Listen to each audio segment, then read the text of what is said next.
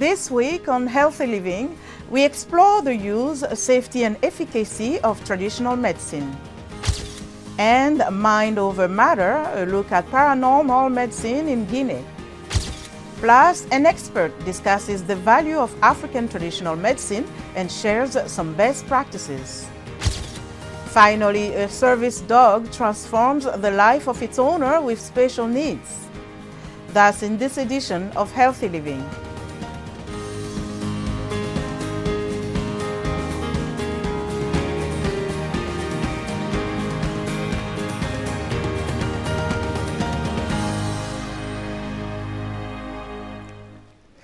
Hello and welcome to another episode of Healthy Living. I'm Linor Moudou.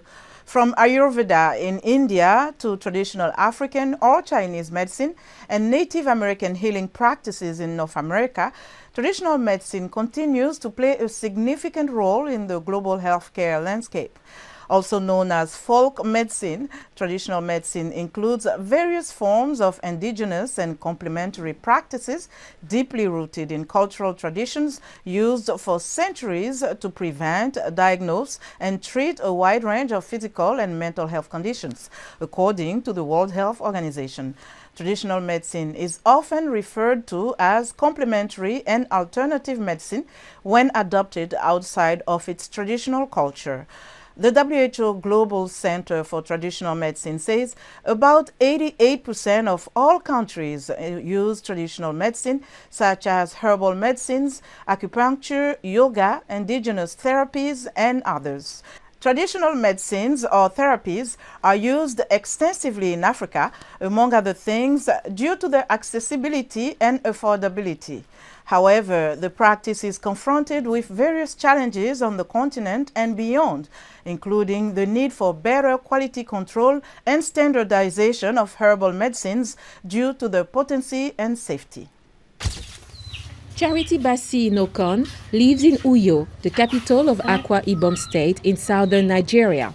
She is one of thousands of Nigerians practicing traditional medicine. She offers her services for the treatment of various ailments. For fibroid. I treat fibroids, newborn stunted growth, pregnancies longer than 9 months to a year, and women who suffer from postpartum hemorrhage. I treat these conditions as well as some wounds and other issues. Charity Bassi is accompanied by her husband to help her find some plants for different types of illness. This leaf cure piles and diabetes. Also, it cure anything infection, any kind of infections of body. This leaf alone cure about 5 sickness. But very hard to get in a bush. In rural areas, many say they choose traditional medicine because of its effectiveness, accessibility, and affordability. Others say they feel the need to turn to traditional medicine because of the inability of modern medicine to diagnose certain pathologies effectively. Additionally, it is expensive. For the past 6 years, Charity Bassi has been seeing patients at her home every Monday and Tuesday. Among them, Abassi Boniface Idem, who complains of pain in his kidneys. Someone introduced us to a woman. So we had to go see the woman. She deals on herbal. So we had to go see her. She started the treatment, gave me some leaves, had to do enema the first time with the leaves. After that, I could stand on my own after the first treatment. According to official data, the use of traditional medicine in Nigeria has reached 81.6%, and this is unlikely to decrease in the coming years. In Guinea, many patients are turning to the paranormal for treatment. Several providers in the capital Conakry offer such services. Our correspondent Zakaria Kamara reports. The paranormal may seem unfamiliar to some people, but that's not the case for many in Guinea. In the capital Conakry, people do not hesitate to share their beliefs about the phenomenon and practices associated with it. Even if modernism has taken over from tradition, mysterious diseases remain a reality in Guinea. For diseases linked to the devil, we were told to go to the village. Several clinics in Conakry offer services with the claim to treat the paranormal. There are cases of bewitchment, blockages in life. There are cases of pimples and wounds on the body due to witchcraft. To determine a mystical illness, patients are offered two methods. Capture and unveiling are the clinic's methods, which consist in going into the paranormal world to seek out the spirits, the entities which are the causes of people's illnesses, and switch them so that they are no longer negative, so that they no longer make people ill. Cases that do not fall within the clinic's expertise are referred to hospitals. Mystical illnesses are treated with plants and cupping techniques, supported by the reading of the Quran. These methods seem to convince some Guineans. About 900 patients were seen in this practice within 2 years, which speaks volume about the belief in the paranormal in Guinea. According to the clinic, 72% of patients were cured and only 5% were referred to hospitals. We asked your thoughts on African traditional medicine. Do you trust its safety and efficacy, and are you a user? Here are some reactions from Lusaka, Zambia. According to the knowledge distribution of Lord the Creator, have been given to know the plant material extracts, which is important for their health. And this has been used and saved generations of people to date. So traditional medicine is good because it helps people to eat as food medicine. It helps people to depend on it specifically for treatment of disease. So this is how traditional medicine has been very important to humankind up to date. I don't believe in African traditional medicine. The reason why is that African traditional medicine, you don't know the amount that you're supposed to take in your body. Rather, I would rather go to the hospital whereby they give me the right recommendation and what I'm supposed to take for my body to heal.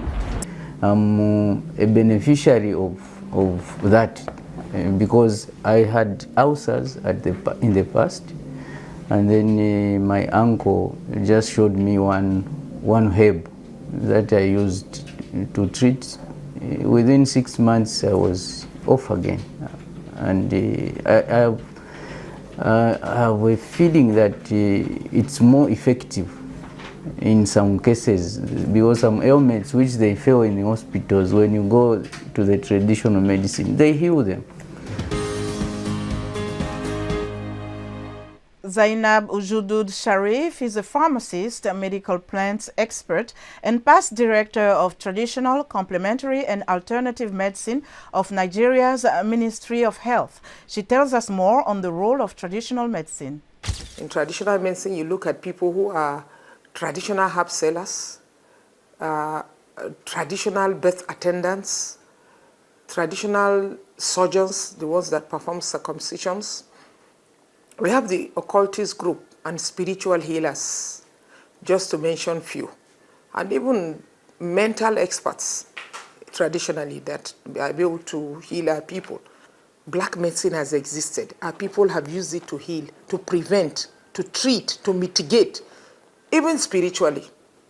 And we have seen that our parents have lived all these long years, and WHO has recognized that, and that is why it often says that any traditional remedy that has been used for over 200 years constantly, it's considered safe. That's why we are looking at the system of integrating traditional medicine now into the healthcare delivery system, because WHO recognizes the 3 healthcare systems. You cannot achieve universal health coverage if you don't include all these 3, namely the allopathic or the modern medicine, the traditional or your own medicine, and then the complementary and alternative medicine.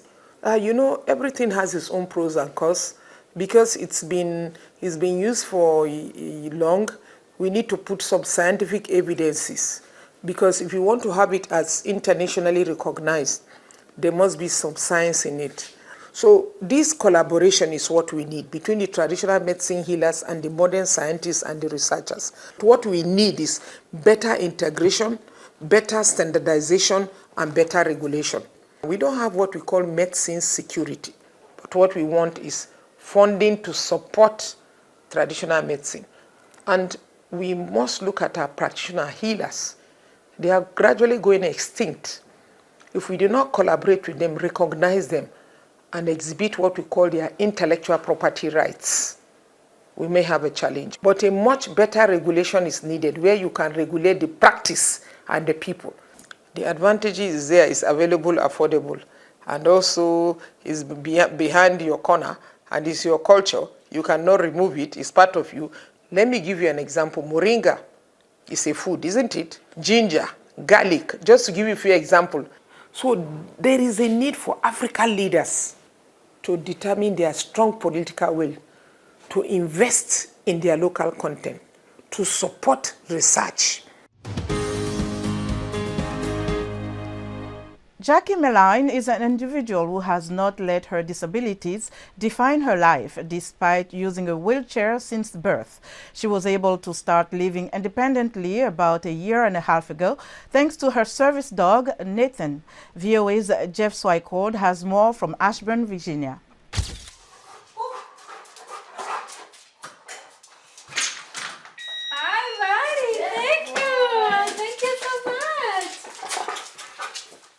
I've been in a wheelchair my whole life. I have cerebral palsy, and then I also have a GI condition that causes me not to be able to digest food. I've lived at home until about 1.5 years ago. I definitely wouldn't be able to live on my own without Nathan. Get it? Nathan is my arms and my legs. He helps me so much when I'm out and about and when I'm home. Thank you. When I'm home without my caregiver, he really is my caregiver. I heard about Healing House maybe a little before the summer of 2019. And we started training together in August of 2020. He opens drawers and doors. He can turn off or turn on lights. Good boy! He picks up dropped items. Good boy! And also can get me items that I can't reach on my own. When you're training with a service dog, the training kind of never really stops. It's hard to put into words everything that Nathan and Healing House has done for me. I definitely would recommend other people with special needs to look into getting a service dog. I think for my mental and emotional well-being, I didn't even know how much I needed Nathan before he came into my life. He's made me a more outgoing person. I'm just a lot more confident. Thanks for watching Healthy Living. For the latest news and coverage, stay connected to Voice of America at voaafrica.com. You can follow me on X, formerly known as Twitter, at @LinochMoudou. That's our show for today. Until next time, stay well and strive to make every day a healthy day.